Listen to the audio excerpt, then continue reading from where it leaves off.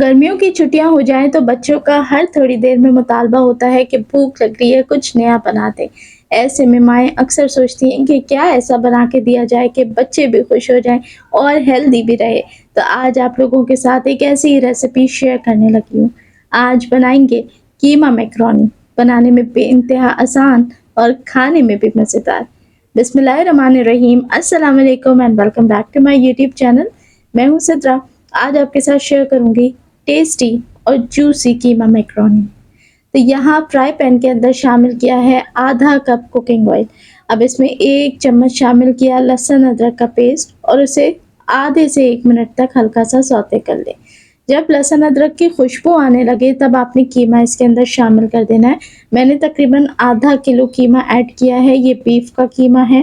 Beef की जगह आप मटन भी इस्तेमाल कर सकते हैं। कीमे को हमने मीडियम हीट के ऊपर 5 से 6 मिनट चलाना है। जब इसका कलर थोड़ा चेंज हो जाए तो जाएंगे स्पाइसेस।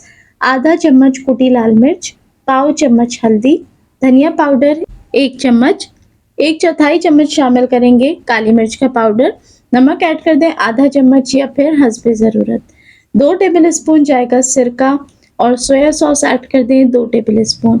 इससे जायका बेइंतहा मज़ेदार आता है और बच्चे खुशी-खुशी खाते हैं। ये रेसिपी उन माँओं के लिए एक गिफ्ट रेसिपी है जिनके बच्चे गोश्त खाना पसंद नहीं करते, तो बच्चे पास्ता के अंदर कीमा बहुत शौक से खाएँगे। क्योंकि अब हम इस पॉइंट पे कीमे की बहुत अच्छी भुनाई कर देंगे तो कीमे की कोई स्मेल नहीं आएगी। और जहाँ रही जायके की बात, तो अब इसमें शामिल करेंगे 1 स्टॉक क्यूब, नहीं है तो आप 1 चम्मच चिकन पाउडर ऐड कर दें। इससे फ्लेवर बहुत अच्छा आता है, खाने में भी टेस्टी लगता है और बच्चे तो बहुत शौक से खाएंगे। आधा कप के करीब पानी ऐड करें और अब ढक के कीमे को गलने के लिए छोड़ दें मीडियम हीट पे। तो जब तक कि कीमा गल के तैयार होता है तब तक हम मैक्रोनी बॉईल कर लेते हैं। मैक्रोनी बॉईल करने का प्रोसीजर बहुत सिंपल है, हर एक को आता होगा, लेकिन जो बिगनर्स हैं, कुछ लोग नया जॉइन करते हैं, जो नई कुकिंग सीख रहे होते हैं, उनके लिए फिर भी मैं बेहतरीन टिप्स दे दूँ कि पानी को आपने उबलने रखना है। जैसे ही उबाल आए आप इसके अंदर नमक शामिल कर दें आधा चम्मच और 1 से 2 चम्मच कुकिंग ऑयल ऐड कर दें। इससे मदद मिलती है कि आपका पास्ता आपस में चिपकता नहीं है। 8 से 9 मिनट तक आपने इसको फुली कुक्ड कर लेना है। जब ये पूरा कंप्लीटली बॉईल हो जाए कुछ इस तरीके से, और एक-एक मैक्रोनी आप देखें सेपरेट है, इसीलिए क्योंकि हमने इसको ऑयल डाल के बॉईल किया है। फिर ड्रेन कर दीजिए और ठंडा पानी डाल के इसे एक साइड पे रखें। तो 10 मिनट के अंदर देखिए कीमा भी बहुत अच्छा सा टेंडर हो चुका है। 2 मिनट इसकी भुनाई करें। अब यहाँ पर शामिल करूँगी मैं पास्ता वाली चीज़ें, यानी कि जी वेजिटेबल्स, जिससे असल पास्ता का फ्लेवर आता है। तो इसमें मैंने शामिल करी है शिमला मिर्च और हरा प्याज का सफ़ेद हिस्सा और साथ ही हरे प्याज का हरा हिस्सा।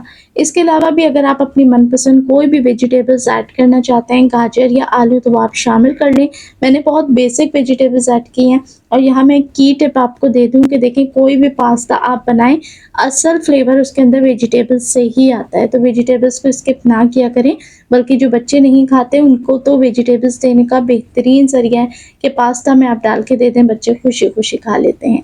फ्लेवर को एनहांस करने के लिए इसमें 2 से 3 टेबल स्पून ऐड करेंगे टोमेटो केचप। और आप देख सकते हैं कीमे को आपने बिल्कुल ड्राई नहीं करना, हल्का-हल्का जूसी छोड़ना है। अगर कीमा बिल्कुल ड्राई हो जाएगा तो फिर क्या होगा कि इसमें वो फ्लेवर नहीं आएगा।